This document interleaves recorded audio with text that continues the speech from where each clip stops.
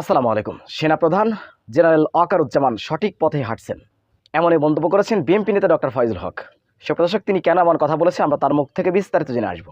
দেশপ্রেমিক সেনাবাহিনী প্রধান জেনারেল ওয়াকারুজ্জামান এবং সেনাবাহিনীর সদস্যরা বর্তমান সময়ে বাংলাদেশের মাটি ও মানুষের জন্য কাজ করে যাচ্ছেন।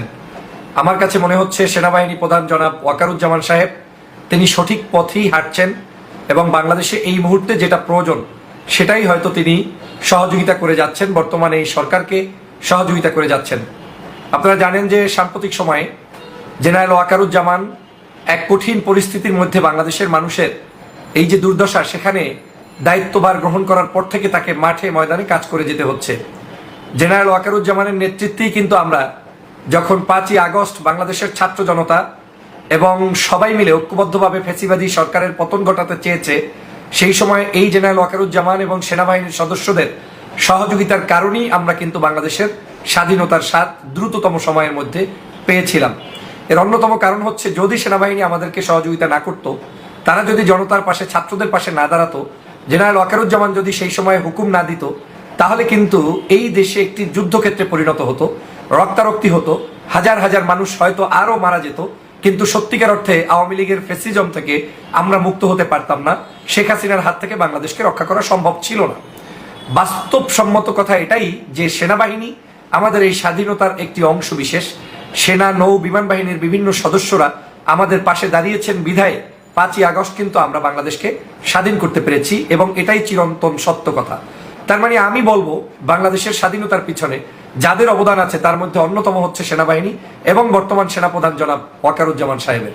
কেন বলছি এই কথা? এজন্যই বলছি যে আজকের এই স্বাধীনতা, আমরা যখন বলছি ছাত্র জনতার বিপ্লব, আমি তখন বলছি এটা শুধু ছাত্র জনতার বিপ্লব নয়, ছাত্র জনতা সিপাহীর বিপ্লব। কারণ হচ্ছে এই সিপাহী জনতা ছাত্র যখন একত্রিত হয়েছে, তখনই সম্মিলিত উদ্যোগে আমাদের পক্ষে বাংলাদেশের স্বাধীনতা অর্জন করা সম্ভব হয়েছে। মনে রাখতে হবে, আপনি যা চাচ্ছেন, আমি যা চাচ্ছি, একজন সাধারণ মানুষ যেটা চাচ্ছে, কিংবা প্রশাসনের একজন কর্মকর্তা যেটা চাচ্ছে, সকলের চাওয়া এবং সকলের পাওয়া সবার মতো হবে এমনটা কিন্তু নয়। কেউ চাকরিজীবী হিসেবে যখন কোনো দায়িত্ব কিংবা পালন করতে গিয়ে কোনো ধরনের রিস্কের মধ্যে তিনি যান, তখন তার পদ্ধতিগত কাজের যে ধরন, সেটা একজন জেনারেল মানুষের সাথে কাজের ধরন এক হতে পারে না। সেনাবাহিনী নিশ্চয়ই অনুভব করেছে যে বাংলাদেশে একটি দুর্নীতিগ্রস্ত সরকার দীর্ঘদিন পর্যন্ত দেশের মানুষের উপরে অত্যাচার চালিয়েছে, নিপীড়ন চালিয়েছে। অতএব এই সকল অত্যাচার নিপীড়নের জন্য তারাও হৃদয়ে রক্তক্ষরণ হয়েছে এবং তারাও কিন্তু প্রস্তুত ছিলেন যে কোনো মূল্যে দেশকে রক্ষা করতে হবে। কিন্তু একজন নেতার অভাবের কারণে, একজন সঠিক দায়িত্ববান ব্যক্তির অভাবের কারণে এবং একটি সঠিক পরিবেশ তৈরির অভাবের কারণে হয়তো সেনাবাহিনী আমাদের পাশে বিভিন্ন সময়ই এ ধরনের সরাসরি সংযুক্ত হয়ে অংশগ্রহণ করার সুযোগ পাননি।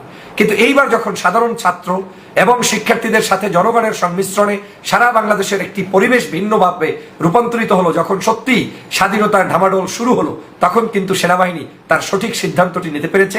আমি মনে করি এই সিদ্ধান্ত নেওয়ার ক্ষেত্রে জেনারেল ওয়াকারুজ্জামানের ভূমিকা অত্যন্ত প্রশংসনীয়।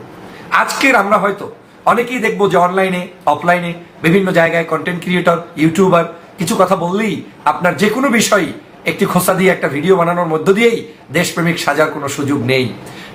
যেই মহা ঝুঁকি নিয়ে সেনাবাহিনী আমাদের পাশে দাঁড়িয়েছে, সেই ঝুঁকির মধ্যে আপনি একজন ভিডিও বানালে আপনার সেই ঝুঁকিটা কিন্তু সেখানে নেই। আপনি চাইলেই যে কারো সমালোচনা আপনি করতে পারেন, আপনি চাইলে আমার সমালোচনা করতে পারেন, আমি চাইলে আপনার সমালোচনা করতে পারি, কিন্তু বাস্তবতার নিরিখে কতটুকু সত্য সমালোচনা আমার জন্য গ্রহণীয় এবং কতটুকু সমালোচনা আমার জন্য বর্জনীয়, সেটা আমাদের এই শিক্ষিত সমাজ, বাংলাদেশের বর্তমান যুব সমাজকে অনুধাবন করতে হবে। কারণ এই জন্যই বলছি, আমরা প্রত্যেকটি জায়গাতেই মনে হচ্ছে কিছু কিছু ভাইয়েরা শুধু সকাল সন্ধ্যা ওয়াকারুজ্জামানের পদত্যাগ চায়। কেউ কেউ মনে করে ওয়াকারুজ্জামান সাহেব যদি থাকেন তাহলে তিনি তো আগের সরকারের নিয়োগ পাওয়া ব্যক্তি, তাহলে তাকে কেন রাখবো? কিন্তু উনি এতটুকু জানেন না যে ওয়াকারুজ্জামান না থাকলে স্বাধীনই হইতে পারতেন না। প্রথমত হচ্ছে, বাংলাদেশের এই সেনাবাহিনীকে যেই ব্যক্তির নির্দেশনায় আজকের আমাদেরকে সহযোগিতা করেছেন, তিনি হচ্ছেন জেনারেল ওয়াকারুজ্জামান সাহেব। উনি যদি সত্যিই দেশপ্রেমিক না হতেন, উনি যদি সত্যিই আমাদের জন্য কল্যাণকর দেশ উপহার দিতে না চাইতেন, তাহলে উনি চুপ করে বসে থাকতে পারতেন, কিংবা আওয়ামী লীগের দালালে রূপান্তরিত হয়ে তার মতো করে তার জীবন পরিচালনা করতে পারতেন। হয়তো রক্তারক্তি হতো, হয়তো খুনাখুনি হতো, কিন্তু আলটিমেট আমরা দেশের স্বাধীনতা পেতাম না। তার মানে হচ্ছে, এই ব্যক্তিকে এখন আমাদের সহযোগিতা করার দরকার হচ্ছে সবচাইতে বেশি, কারণ সেই লোকটি ঝুঁকি নিয়ে আজকের এই জায়গা থেকে আমাদেরকে উত্তোলন করেছেন এবং দেশকে স্বাধীন করার জন্য অত্যন্ত অগ্রণী ভূমিকা পালন করেছেন। আপনারা নিশ্চয়ই জানেন, একটি বাহিনী কখনো আমার মতো স্বাধীন কথা বলতে পারে না। একটি বাহিনীকে আজ যেভাবে কথা বলবে আগামী 20 বছর 50 বছরেও এই কথার উপরে কি কি ভিত্তি করবে সেটাকে নিরূপণ করেই তাকে কথা বলতে হবে।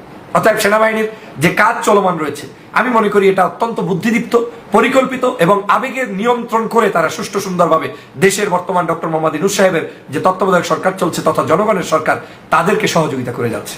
তাদের মন্তব্য আপনার মতো আমার মতো হবে না, তাই বলে তাদেরকে আমার চাইতে আপনার চাইতে দেশপ্রেমিক কম ভাবার কোনো সুযোগ আপনার নেই। যারা সবকিছুতেই সমালোচনা করতে পছন্দ করেন আমি মনে করি এটা একটা মানসিক ব্যাধি। এটা মানসিক ব্যাধি ছাড়া সঠিক মানুষ কখনোই সবকিছুতে সমালোচনা করবে না।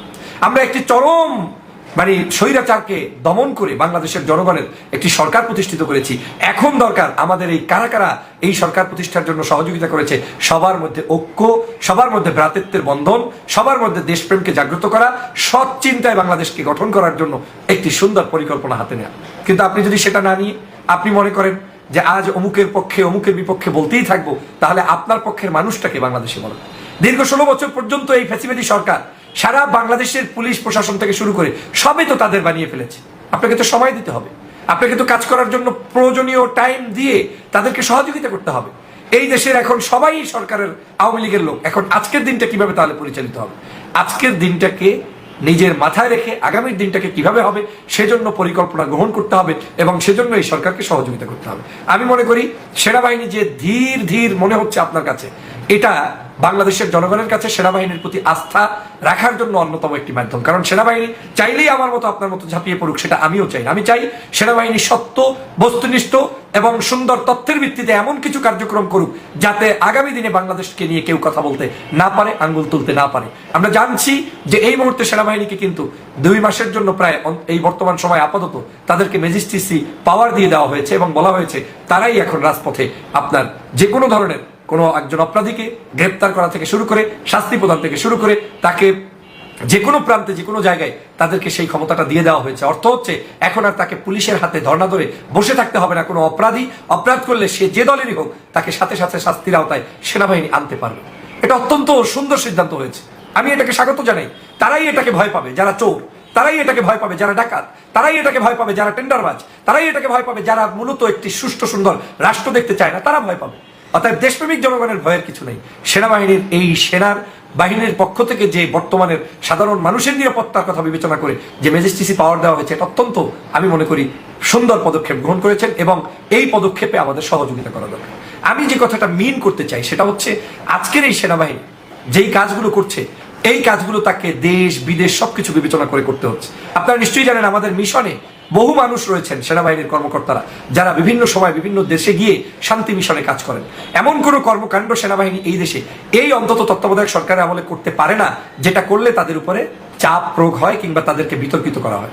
আপনি আমি চাইলেই মনে করছি যে আওয়ামী লীগকে খেদিয়ে দিলাম, দেশকে গঠন করব, আমার মতো যা ইচ্ছা তাই করবো। না, যা ইচ্ছা তাই করা যায় না। একটা দেশ একটা সরকার পরিবর্তনের সাথে সাথে দেশের কতগুলো শৃঙ্খলা আইন পদ্ধতি অবলম্বন করে এবং যেই ব্যক্তিটি ঝুঁকি নিয়েছেন সেই সেনাপ্রধানের ঝুঁকিকে মাথায় রেখেই তাকে দেশ পরিচালনা করতে হবে। অতএব আমি মনে করি ওয়াকারুজ্জামান সঠিক পথে আছেন এবং ওয়াকারুজ্জামানের কার্যক্রম সঠিক পথে আছেন। তাদের কার্যক্রম ধরিয়ে দেওয়ার জন্য যদি সেটার কোনো জায়গায় ভুল করেন আপনি একজন রাজনীতিবিদ হিসেবে সচেতন সাংবাদিক হিসেবে বলতেই পারেন, কিন্তু সেটা থাকতে হবে অতটুকুর মধ্যে যতটুকুর মধ্যে থাকলে তাদের সংশোধন হয়। কিন্তু আমার কাছে মনে হচ্ছে আমাদের কোনো কোনো ভাই অতিরঞ্জিত এমন কিছু মন্তব্য করে আপনারা তাদের পিছনে লেগে গিয়েছেন, মনে হচ্ছে এই সরকারও আপনার শত্রু না। আপনার শত্রু একজন ছিল, তিনি বিদায় নিয়েছেন।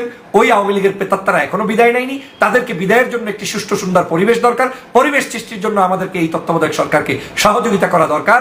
ডক্টর মোহাম্মদ ইউনূস সাহেবের মতো একজন নোবেল লরিয়েট এই ব্যক্তিত্বকে আমরা দেশ প্রধান হিসেবে পেয়েছি, তাকে সময় দেওয়া দরকার। তার সাথে সেনাবাহিনী সারা বাংলাদেশে যেভাবে সাহস নিয়ে কাজ করছেন, দুর্দান্ত তার পরিচয় দিচ্ছেন, তাদের পাশে আমাদের দেশবাসীকে দাঁড়ানো দরকার। যে কোনো কিছু শুনলেই ঝাঁপ দিয়ে পড়া, লাভ দিয়ে পড়া, ফেসবুকিং করা, ইউটিউবিং করা, এটা আমি মনে করি একজন সত্যিকার দেশপ্রেমিক কিংবা আদর্শবাদী নেতার পরিচয় হতে পারে না।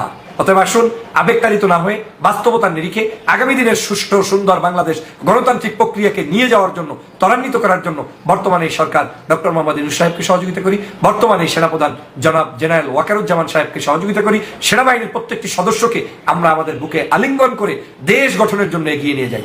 যেই মুহূর্তে পুলিশ অন্যান্য বাহিনীর সদস্যরা আজকে নির্জীব হয়ে গিয়েছে। একটা হঠাৎ করে দেশের পরিবর্তনের কারণে তাদের অনেকগুলো বাধার সম্মুখীন হচ্ছে। কেউ কেউ ভীত সন্ত্রস্ত হয়ে যোগ দিচ্ছেন না, কারণ তারা সন্ত্রাসী ছিলেন, তারা খুনের আসামি ছিলেন, তারা মানুষকে অত্যাচার করেছে। অতএব সেই জায়গা থেকে দেশকে উত্তরণ করতে হলে সেনাবাহিনীর সহযোগিতার বিকল্প আগেও ছিল না, এখনো নেই। আসুন আমরা সেনাবাহিনীকে সহযোগিতা করি, তাদের পাশে দাঁড়িয়ে দেশকে এগিয়ে নিয়ে যাই। সবাইকে ধন্যবাদ, ভালো থাকবেন, সুস্থ থাকবেন, আল্লাহ হাফেজ, আসসালামু আলাইকুম ওয়া রাহমাতুল্লাহি। সুপ্রদর্শক, বিএনপি নেতা ডক্টর ফয়জুল হকের এই বক্তব্যটি আপনারা কীভাবে দেখছেন, কীভাবে মূল্যায়ন করছেন, অবশ্যই আপনাদের মূল্যবান মন্তব্য কমেন্ট বক্সে জানাবেন। সবসময় সত্য নির্ভেজাল তথ্য পেতে স্বাধীন বাংলা ইউটিউব চ্যানেলটি সাবস্ক্রাইব করে আমাদের সাথে থাকুন। আসসালামু আলাইকুম রহমতুল্লাহি ওয়া বারাকাতুহু।